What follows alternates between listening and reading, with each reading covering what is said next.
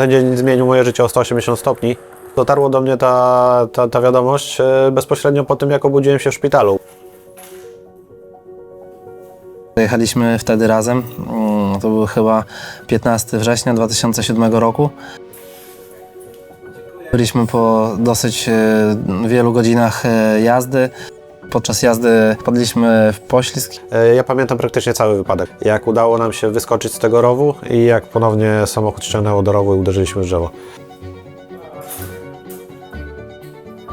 Pamiętam też później to, co się stało po wypadku, jak zabierano mnie do karetki. Dopiero w karetce straciłem przytomność i obudziłem się po kilku dniach.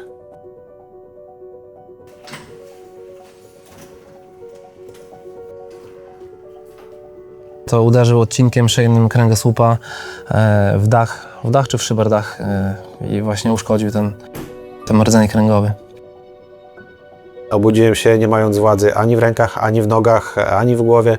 Dochodziło do mnie powoli, że jednak uszkodzenie kręgosłupa jest na tyle poważne, że lepiej już nie będzie. Rafała przed wypadkiem pamiętam jako bardzo aktywnego. Zawsze dużo graliśmy w tenisa. Byliśmy kort przed naszym blokiem.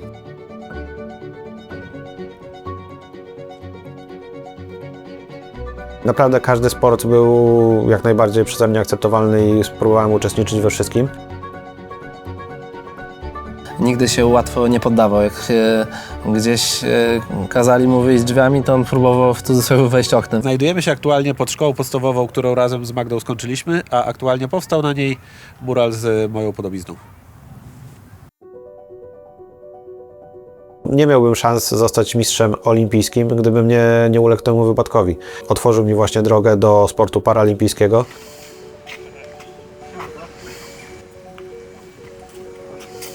Pierwszy raz się spotkaliśmy, nie wiem, w 2004 roku chyba, kiedy Rafał pierwszy raz przyjechał zobaczyć trening. Marek już od samego początku powiedział, że jeżeli będę się przykładał, jeżeli będę przykładał się do treningu, będę uczęszczał systematycznie, na pewno coś z tego może być. Rafał, wiadomo, przed wypadkiem grał w szkole.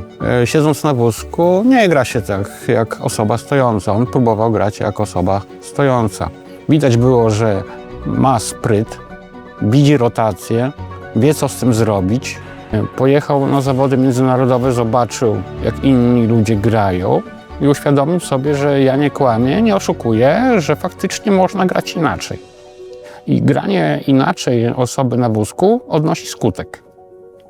I to mi się udało przekonać i dzięki Bogu podjął rywalizację.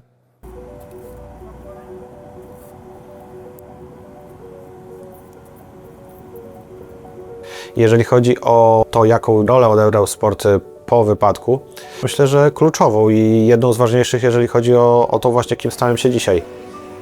Jeżeli chodzi o wózek Rafała, jak się poznaliśmy, on w ogóle na mnie nie zrobił wrażenia. No po prostu jest wózek, stało się, ale najbardziej ten jego charakter, ta chęć życia pokazała, że tak wózek nie jest żadną przeszkodą, a jeżeli chodzi o najbliższych, no to po prostu to zaakceptowali, powiedzieli, że to jest moje życie i że ja mam być szczęśliwa. Ma bardzo silny charakter i to mnie najbardziej w nim urzeka. Rafał jest takim człowiekiem, że wie, kiedy być silnym, a też wie, kiedy odpuścić i że nie musi robić niczego na siłę. Ma bardzo mocne poczucie humoru. Czasem to jest śmieszne, ale czasami mnie to doprowadza do szału. On lubi rywalizować. Jeżeli nie ma rywalizacji, to dla niego nie ma zabawy. Ma bardzo duże czucie piłki. Krótki dystans, mały ruch nadgarstka, ręki, wychylenie. W tenisie stołowym bardzo dobra cecha. Tym bardziej, że gra się do 11, to nie ma czasu na pomyłki. Jedna, dwie, trzy pomyłki po secie. Sport daje mi więcej niż taka typowa rehabilitacja, która była stosowana w szpitalach. Mimo niepełnosprawności dla Rafała nie ma barier. On jest w stanie przeciwstawić się wszystkiemu. bo bariery to zazwyczaj siedzą w człowieku, że czegoś nie może zrobić, że sobie nie poradzi, że ludzie będą się na niego dziwnie patrzeć, a tak naprawdę trzeba wyjść do ludzi i normalnie się zachowywać i walczyć o swoje marzenia.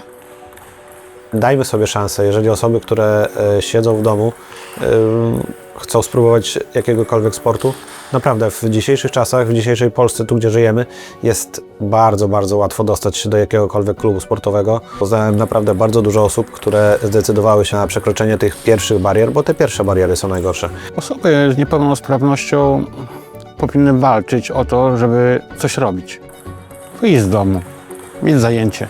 Nie musi być to tenis stołowy. Są różne inne dyscypliny. Nie każdy będzie gwiazdą, nie każdy będzie mistrzem, ale warto to robić. Właśnie mówię do Ciebie, jeżeli uległeś wypadkowi lub nagłej chorobie, weź sprawy w swoje własne ręce. Każdy naprawdę w sporcie paralimpijskim znajdzie coś dla siebie.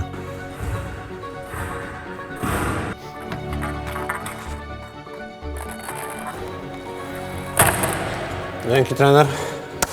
Dzięki.